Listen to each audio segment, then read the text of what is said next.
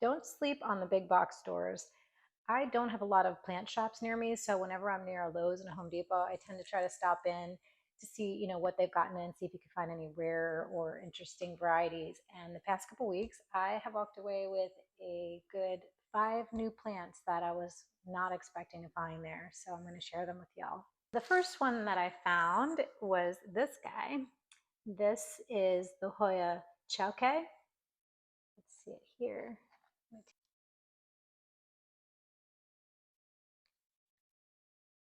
Thought this one had some interesting, cute leaves. The second one that I found was also at Home Depot, and this one's the Hoya quinquinaria. And this, the name comes from the Latin descriptor for 5-veined, and that's because of the leaves veins. So I thought that was interesting. This one was at Home Depot for $19.98. And I also found this one at the Home Depot. This is the Hoya Sarawak, and it's the Sarawak cream, and that's named after the cream flowers that it gets. This one is named after a region in Malaysia. I absolutely love these thick leaves. They're so cool. Love it. And this one was pretty healthy. I do notice that it has a few leaves that are more yellow down here that I think I might lose, but it was worth it for the size of this versus what I was seeing online for some of the cuttings. So I think this was a good deal. I also found this one at the Home Depot.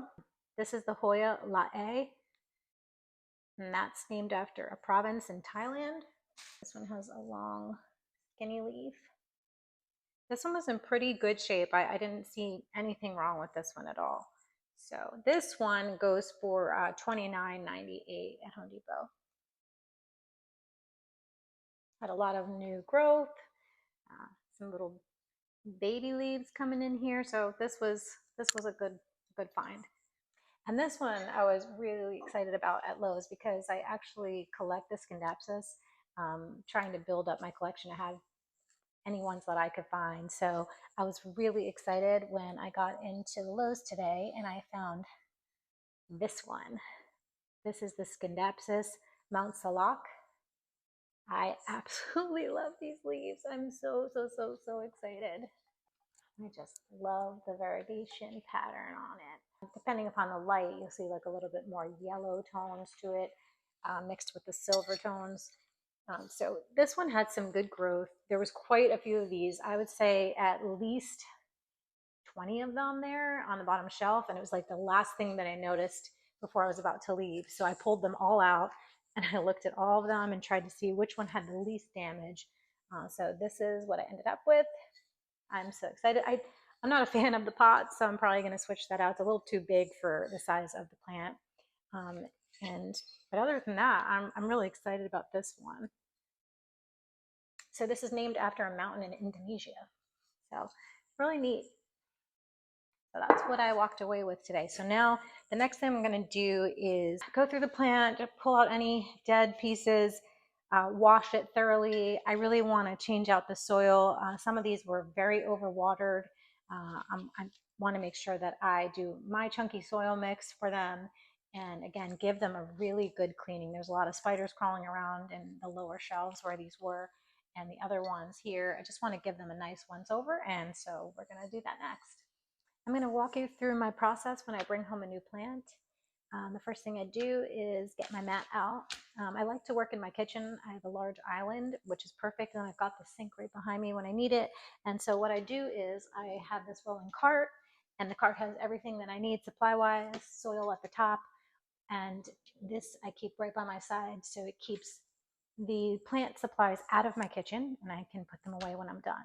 So I'm going to start by getting my soil out and ready. Here I've got my soil mix, which I have some other videos on if you want to take a look at what I put into my soil. I have my, just a basic, it's actually a plant tray, but this works great. I use this every single time I repot. I'm going to start with smaller like this.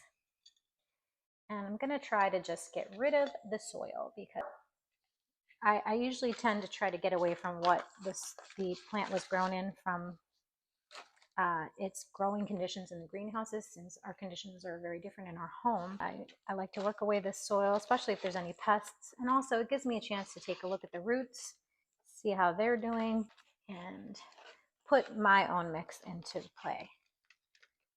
So this looks pretty healthy. Lots of roots.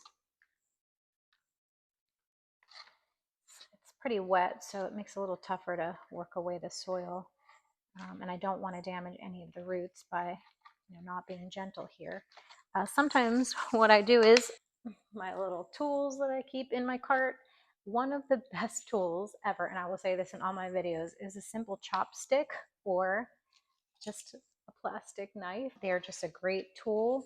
The chopstick helps me break away the dirt, but not damage the roots while I'm trying to get that dirt off. The plant is already going to be a bit shocked coming out of the warm, humid environment of the garden center. So, sometimes I try to leave the plants for a few days, just sitting on the counter to acclimate, and kind of quarantine them from the rest of my plants, make sure that no pests are going to transfer. And then I really do tend to try to, remove as much soil as possible and to go with my soil mix. And that's always worked for me. Not something you have to do. Some people leave it in the soil that it came in and the plant is happy for years, but you just got to do what works best for you in your environment. That's what I always say. My environment can be completely different than yours.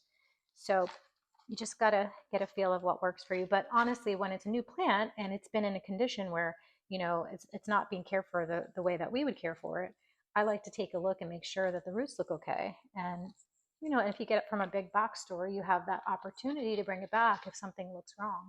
I know that they have some great plant policies at these stores. So this looks good. I'm not going to take away all of the soil, but just to the point where I can pop it into a pot and mix my soil with it. All right, I think I'm going to stop here. And I just have to find the right pot that this fits into, and then we'll go from there after I give it a little cleaning of the leaves. So this is what I always have on hand. It's the Garden Safe Insecticidal Soap Insect Killer. And if you're looking for this particular one, you can just go to the link in my bio to my Amazon storefront and you'll see the one that I use there. And I just pretty much give the plant a nice spray down with the leaves. And again, this little tray is pretty helpful so I don't get a ton of soil in my sink. So I just spray everything down, the tops and the bottoms of the leaves thoroughly. Also, spray a little bit on the dirt, just in case we don't want any pests. We don't want any pests to become pets. So I just try to give this a thorough spray. And then I try to make sure that I wash each leaf and vine thoroughly, top and bottom.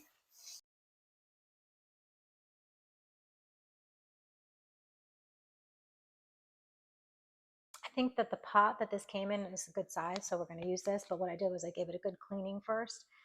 And the next step is going to be potting these up.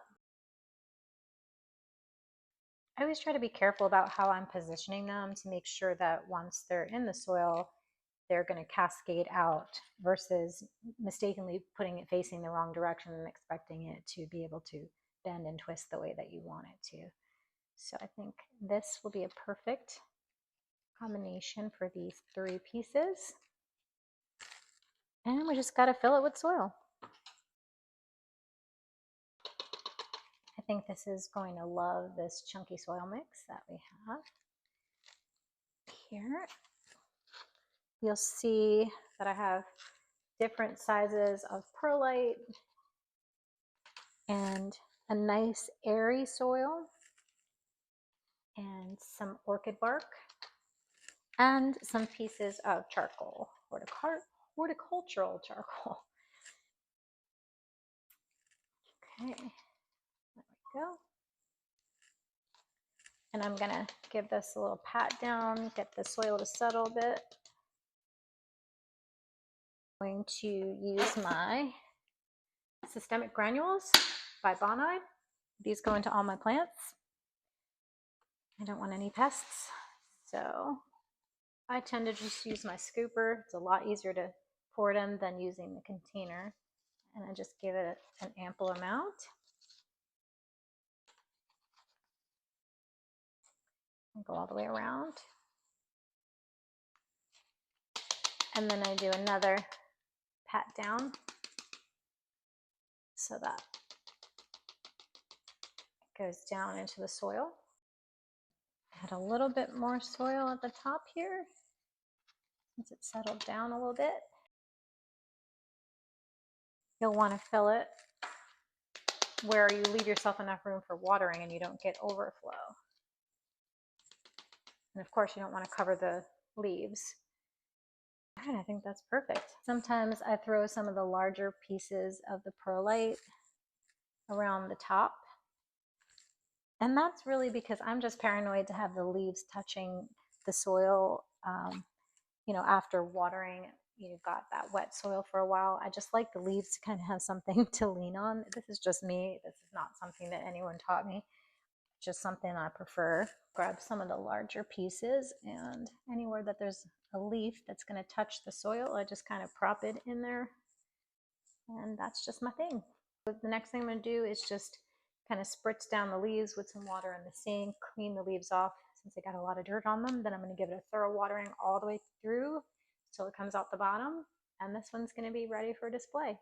And next we're going to work with the Hoyas Sarawak, which is the cream version.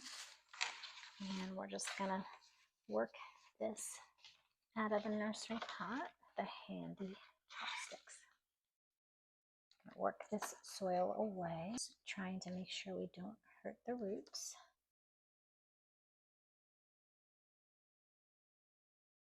So just make sure that you are choosing a nursery pot based on the size of the root system versus the size of the leaves. Your plant may look big, but it could have a small root system, and it's not going to want a big pot. This was super oversaturated. There was water at the bottom of the pot. I was emptying the pots out in the store because they were just sitting in water. All right, I don't want to hurt the delicate roots, so I'm just working away as much of this grower soil as possible. And I like to get that top layer off. That's where the chopsticks come in handy. So this one is where we had a couple of the leaves that looked a little bit yellow that I think I'm going to lose, and has a very small little root system. That piece. I like to keep this section together, so hopefully this one doesn't break apart. I think we're going to leave it where we are and just get rid of all of this soil. Okay, so we're going to use our insecticidal soap again, but first we're going to rinse the leaves off. So let me check to see if this is too large or not. Again, we like the roots to be snug with the Hoyas, so I probably could go down a size, but we'll just see how this does. Before we get it too full, I'm going to put the systemic granules in.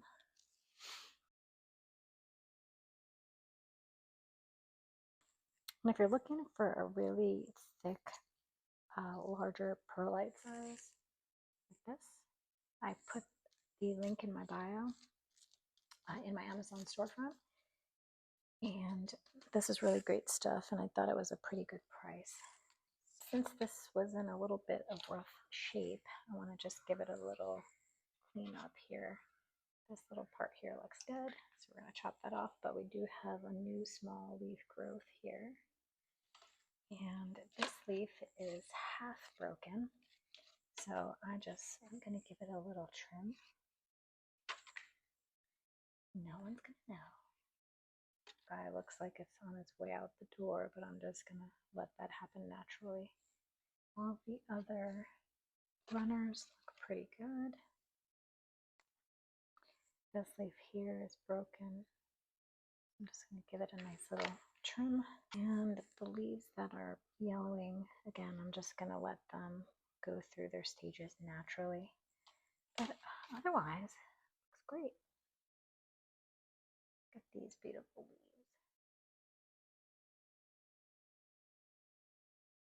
So pretty. Now we got the Quinquenervia. We are going to get this one out of this soil. You'll see how small the root system really is.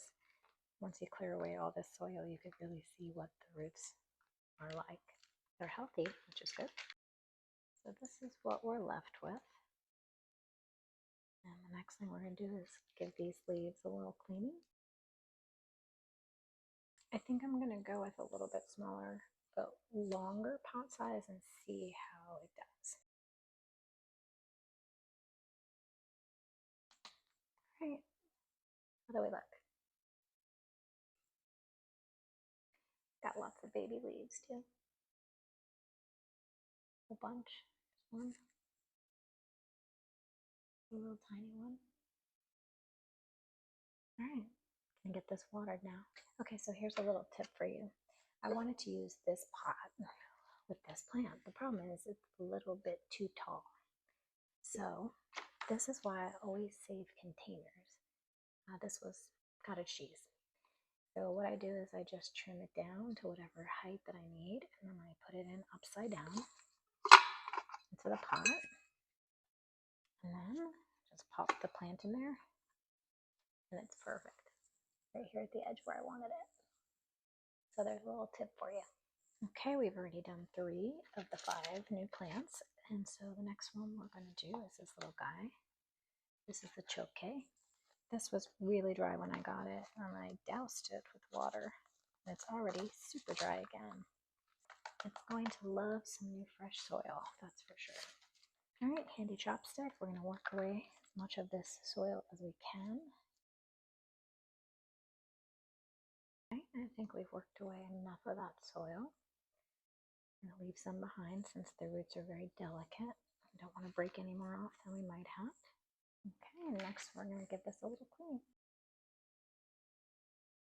If you reuse the nursery pot that it came in, I just like to give it a thorough cleaning with some alcohol-based spray. So the next thing we're going to do is pop this up.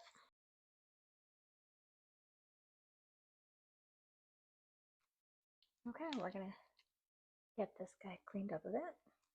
We'll be all done. It looks great. Almost forgot the systemic. Okay, so the last one of the day is the Scindapsus Meltzelock.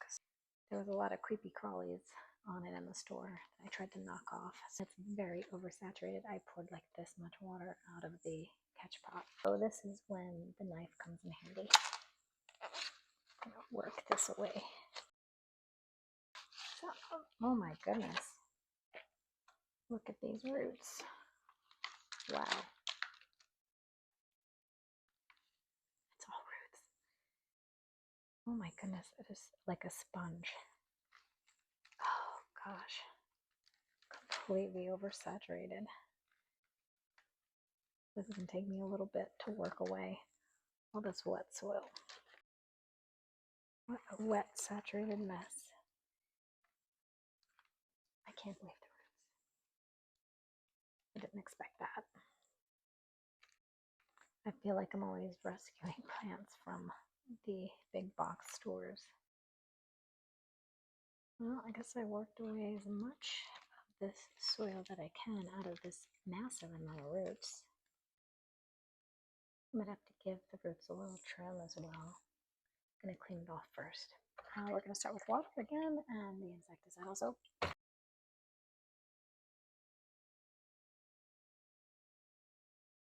Okay, I gave the pot that it came in a thorough wash down and trim the roots just a little bit. And we're going to pot it up. Is anyone else craving some ramen?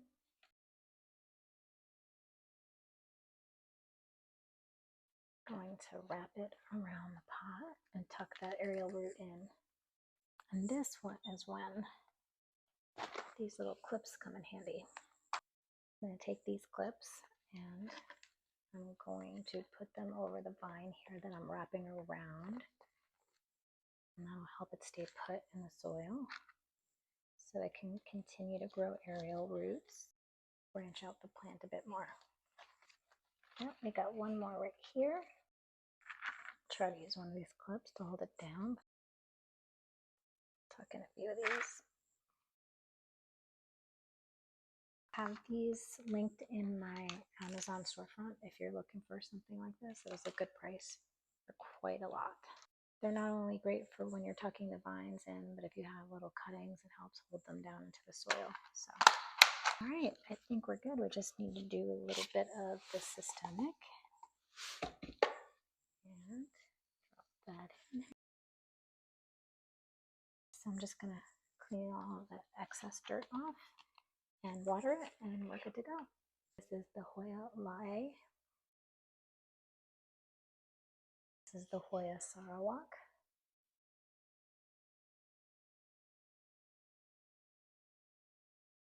The Hoya quinquenervia. This is the Hoya choke. Last but not least, we've got my beautiful, beautiful, beautiful Scindapsus Mount Sarawak. Look at those leaves. Gorgeous. And that's it for today. Thanks for joining. Okay, here they are, everything from this week's finds.